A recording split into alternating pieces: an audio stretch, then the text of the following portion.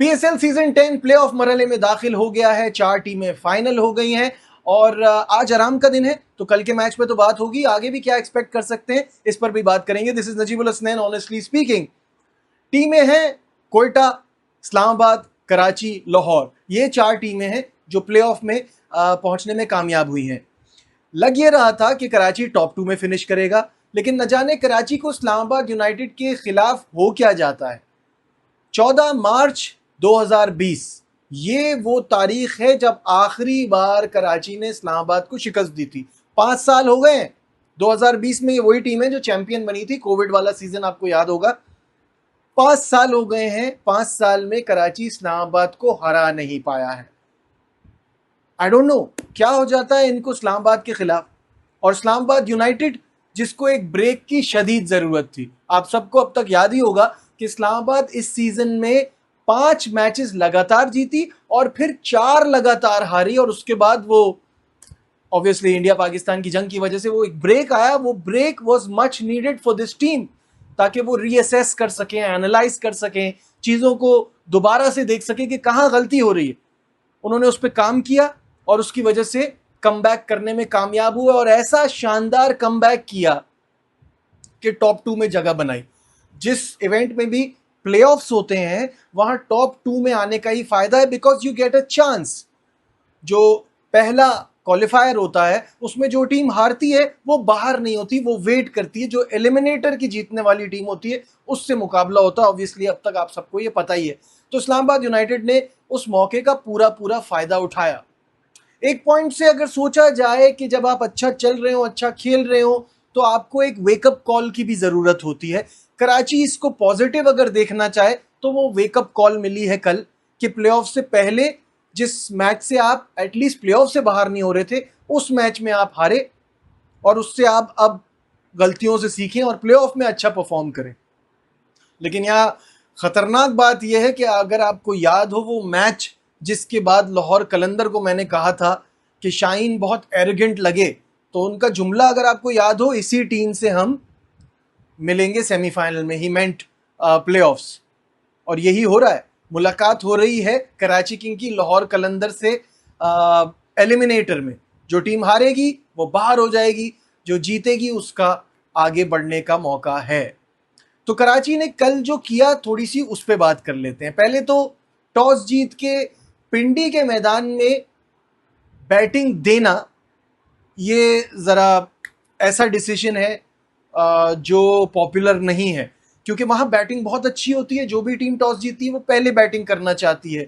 अगर आपको याद हो तो अभी एक स्टैट हमने बताया था कि 8 में से 7 मैचेस में वो टीम जीती थी जिसने पहले बैटिंग की थी। लेकिन ऑब्वियसली डेविड वार्नर ने यही सोचा होगा कि उनके पास ये चांस है कि तकरीबन 50 रन का मार्जिन है, कि अगर वो मैच हारते भी हैं तो उनको 50 रन से नहीं हारना है, तो वो क्वालिफाई कर जाएंगे। तो ये उसी सूरत पॉसिबल है कि वो सामने वाली टीम को पहले बैटिंग की दावत दें। लेकिन किसको पता था कि साहबजादा फरहान और एलेक्स हेल्स इस तरह की इनिंग खेल जाएंगे। साहबजादा फरहान के 72 बहुत ही ज़बरदस्त रहे, और 73 टू बी एग्जैक्ट 41 बॉल्स पे उन्होंने बनाए, और एलेक्स हेल्स के 35 बॉलों पे 88। साहबजादा फरहान को तो हम देख रहे हैं वो डोमेस्टिक क्रिकेट में भी इतना शानदार परफॉर्म कर रहे हैं, रन्स के अंबार लगा रहे हैं। सेंचुरी से कम की तो वो बात ही नहीं करते। और पिछले कुछ मैचेस में वो कुछ अलग ट्राई करने की कोशिश कर रहे थे। ऐसा मैं नहीं कह रहा, शादाब खान कह रहे हैं। जब ब्रेक आया तो उनको असेस करने का मौका मिला, अपनी गलतियों से सीखने का मौका मिला, और फिर उन्होंने जिस तरह से वो लाठी चार्ज किया है कराची किंग की बॉलिंग पर, जबरदस्त, too good, it was just unbelievable. और एलेक्स हेल्स का मैं जिक्र कर रहा था, 35 बॉलों पे 88, व्हाट अ फैंटास्टिक नॉक। ये उन्होंने खुद माना है कि दुनिया की बेहतरीन बैटिंग पिचेस जो हैं उनमें से एक है ये पिंडी का ग्राउंड, जहाँ पे जो बैटिंग विकेट होती है ऐसी ज़बरदस्त होती है, और वो बहुत इंजॉय करते हैं यहाँ पे खेलना। और कल नज़र आया। मुझे तो ये समझ नहीं आता कि एलेक्स हेल सारी दुनिया में इतना अच्छा परफॉर्म कर रहे हैं, कैसे इनको छोड़ दिया, ड्राफ्ट में किसी ने क्यों नहीं लिया। He was in contact with Islamabad United. जाहिर है वो एक ऑप्शन के तौर पर आ गए, रिप्लेसमेंट के तौर पर आ गए, बट जिस तरह से उन्होंने कल खेला है, इनको छोड़ना बनता नहीं था किसी भी टीम का। He was too good yesterday, और मुझे लगता है यही जो साहबजादा फरहान की परफॉर्मेंस है, एलेक्स हेल्स की परफॉर्मेंस है, और साथ में इसमें अगर आप डाल दीजिए 14 बॉलों पर 42 रन्स शादाब खान के, it was just magic. In runs की बदौलत दे मैनेज टू स्कोर 250 उन्होंने क्रॉस किया, और ये एक बहुत बड़ा स्कोर था। यहां पे चाहिए थे 204 रन।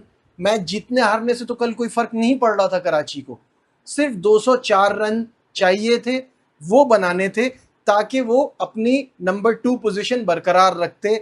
लेकिन कराची के हाथ से तो match right from the word go निकल गया था। सबसे जो मुझे हैरानी की बात लगी, अगर आप इस्लामाबाद यूनाइटेड की बॉलिंग देखें तो उसमें 7 विकेटें स्पिनर्स ने ली, 7 विकेटें, जिसमें से जाहिर है 4 खुद शादाब की हैं, 2 इमाद वसीम ने बड़ी इंपॉर्टेंट विकेट्स ली हैं। तो 7 विकेटें जब स्पिनर ले रहे हैं, हम सिर्फ एक पार्ट टाइम स्पिनर से बॉल करा रहे हैं, वो थे खुशदिल शाह, और कल उनका बहुत ही बुरा दिन था with the ball with the bat दोनों, और उन्होंने खूब मार खाई है।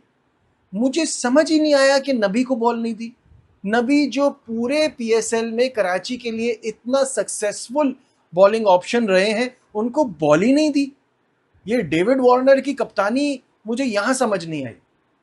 उसके बाद कैचेस हमने छोड़े, कैचेस इतने, एक कैच साद का बनता था, ऑब्वियसली जाहिर है वो कीपर थे, और खुशदिल और साद के बीच में गिर गया एलेक्स हेल का कैच 39 रन्स पे, then he manage to score 88।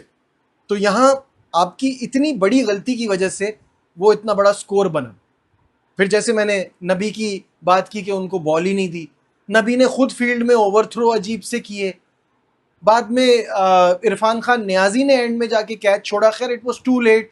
Hasan Ali ने कैच छोड़ा। तो जब आप इतनी गलतियां करेंगे तो फिर आप इतना क्रूशल मैच ऐसी तगड़ी टीम के खिलाफ, क्योंकि देखिए 4 मैचेस बुरे जरूर खेले इस्लामाबाद ने, लेकिन they have themselves to blame. उन्होंने बहुत गलतियां की जिसकी वजह से वो हार रहे थे। अदरवाइज मैं पहले दिन से कह रहा हूं ये टीम बहुत शानदार है, बहुत जबरदस्त है, डिफेंडिंग चैंपियन तो है ही, और वो जो ट्रैक उनसे, विनिंग ट्रैक से वो भटक गए थे कल के मैच में, वो वापस आ गए हैं। खैर जहां तक कराची की बात है, तो डेविड वार्नर के 43 के बाद जो इमाद वसीम ने जबरदस्त उनको बॉल डाला, जो थोड़ा लो रह गया, वो बोल्ड हो गए, उसके बाद तो कुछ था ही नहीं। मैच तो बहुत पहले ही हार गए थे। जब बिल्कुल ही एंड में खत्म हो गई थी बात, तब अब्बास आफरीदी ने बहुत ही धुआंधार इनिंग खेली, 13 बॉलों पे 34 रन किए। He was fantastic.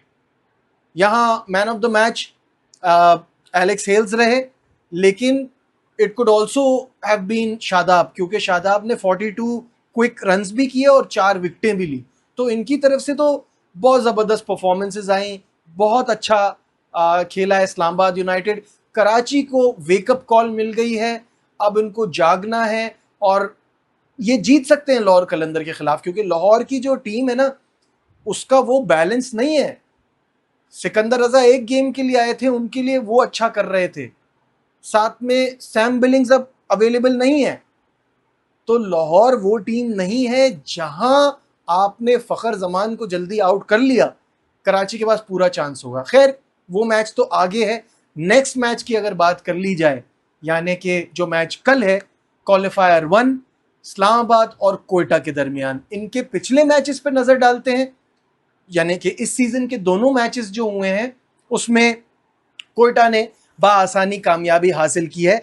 अगर इनका जो पहला मैच था वो 2 विकेटों से कोयटा ने जीता था, उसमें हसन नवाज हीरो रहे थे, 60 ऑड रन किए थे। मैं मानता हूं आखिर में उनके कोई 3 कैचेस छूटे थे, लेकिन नेवरदलेस कोयटा ने वहां कामयाबी हासिल की।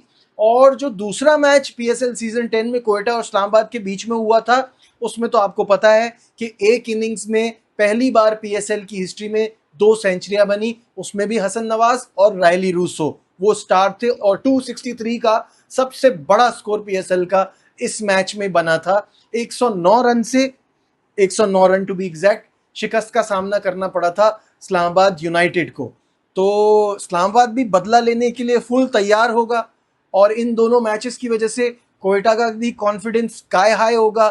कल का मैच तो मिस करने वाला बनता ही नहीं है, क्योंकि विदाउट अ डाउट ये इस PSL 10 की दो बेहतरीन टीमों का मुकाबला है।